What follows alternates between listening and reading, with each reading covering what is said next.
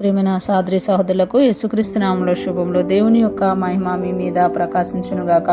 ఈరోజు దేవుడు మనకిచ్చిన మాట 6వ కీర్తన 8వ వచనము.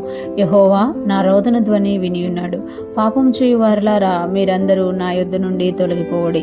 ఈ మాటలు మనము కీర్తన గ్రంథంలో చూస్తున్నాము. కీర్తనకారుడు ఇక్కడ తన యొక్క వేదనను బట్టి, తన పాపమును బట్టి, కలిగిన తనకు బాధను బట్టి ప్రార్థిస్తున్నట్టుగా మనం ఈ కీర్తనలో మొదటి నుండి చూడగలమన్నమాట. ఏదైతే తన వల్ల జరిగిపోయిన పాపం ఉందో అది దేవుడు గుర్తు చేసినప్పుడు, అంటే పాపము చేసినప్పుడు గుర్తులేదు, అది ఎప్పుడైతే వేదనగా మారిందో, ఏదైతే శోధనగా మారిందో, ఆ శోధనలో దేవుని దగ్గరికి వెళ్ళినప్పుడు ఆ శోధనకి, ఆ వేదనకి కారణమైన పాపాన్ని దేవుడు గుర్తు చేసినప్పుడు ఇక్కడ పశ్చాత్తాపడినట్లుగా మనం ఈ కీర్తనలో చూడగలమాట. ఈ పశ్చాత్తాపం ఎంతగా పడిపోయారనంటే తన కన్నీళ్ళ చేత తన పరుపును తేల చేసుకునేటంతగా పశ్చాత్తాపడ్డారట.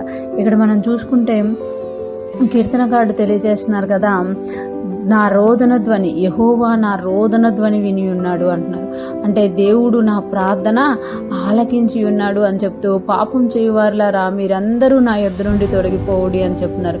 అంటే తన చుట్టూ పాపం చేసేవారు, అంటే కొన్నిసార్లు మనకు తెలియకుండానే మనము పాపం చేసే గుంపులోకి వెళ్ళిపోతుంటాం. అంటే మనము చేస్తున్నామా లేదా తెలియదు, కానీ మన చుట్టూ ఉన్నవారు పాపం చేస్తున్నప్పుడు ఆ ప్రభావం మనలో ఉంటుంది అనమాట. కొన్నిసార్లు మనం చేయడానికి ఛాన్సెస్ దొరుకుతాయి అనమాట. అలాగా వెళ్ళిపోవడం వల్ల ఎప్పుడైతే కీర్తనకారుడు తన వేదనకి కారణమేటో తెలుసుకున్నాడు, అది పాపం చేసేవారు తన చుట్టూ ఉండడం వల్ల, తను పాపం చేయడం వల్ల, ఆ పాపం చేయడం తన వదిలిపెట్టుకోవడమే కాదు, తన చుట్టూ ఉన్న పరిసరాల్లో కూడా ఆ పాపం చేయు వారిని ఏం చేసుకుంటున్నాడు, తొలగించేసుకుంటున్నాడు. తొలగిపోవుడి అని చెప్తున్నాడు.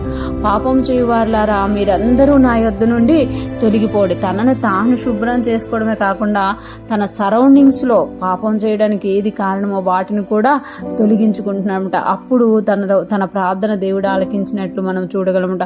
ఈరోజు ఫ్రెష్ మనం ఉంటున్న ప్రతి ఒక్కరూ జ్ఞాపకం చేసుకోవాలి. కొన్నిసార్లు శోధనలో పడిపోవడానికి, వేదనలోనికి వెళ్ళిపోవడానికి, ఏదైనా బలహీనత వలన కష్టాల్లోకి వెళ్ళిపోవడానికి కారణం మనమే కాకుండా మన చుట్టూ ఉన్న పరిసరాలు, మన చుట్టూ ఉన్న మనుషులు, మన చుట్టూ ఉన్న ప్రభావాలు కూడా కారణం కావచ్చు. మనం తెలియకుండానే కొన్నిసార్లు మనం తప్పుగా మాట్లాడేస్తూ ఉంటాం, తప్పుగా ఆలోచిస్తూ ఉంటాం, తప్పుగా ప్రవర్తించేస్తూ ఉంటాం. అలాంటి విషయాలు ఎప్పుడైనా శోధన కలిగినప్పుడు దావీదు మహారాజులాగా మనము వెళ్ళి దేవుని దగ్గర మొరపెట్టుకున్నప్పుడు, దేవుడు తెలియచేసినప్పుడు మనల్ని మనం శుభ్రం చేసుకోవడమే కాకుండా మన చుట్టూ ఉన్న వారి విషయంలో కూడా మనం జాగ్రత్త వహించి, పాపం చేయువారులారా నా యొద్ద నుండి తొలగిపోవుడి అని దావీదు మహారాజు చెప్పినట్టు మనము చెప్పగలిగితే మనం ఇంకా నీతిమంతులుగా మారుతూ ఉంటామట. మన చుట్టూ ఉన్నవారు ఎలా ఉంటే మనకెందుకు అనుకున్నప్పుడు కొన్నిసార్లు మనం కూడా ఆ బలహీనతలో పడిపోయే ఛాన్సెస్ ఉంటాయి. ఈరోజు ఫ్రెష్ మనం ఉంటున్న ప్రతి ఒక్కరం కూడా మన ప్రార్థన దేవుడు విన్నాడు కనుక, మన రోదన ధ్వని దేవుడు విన్నాడు కనుక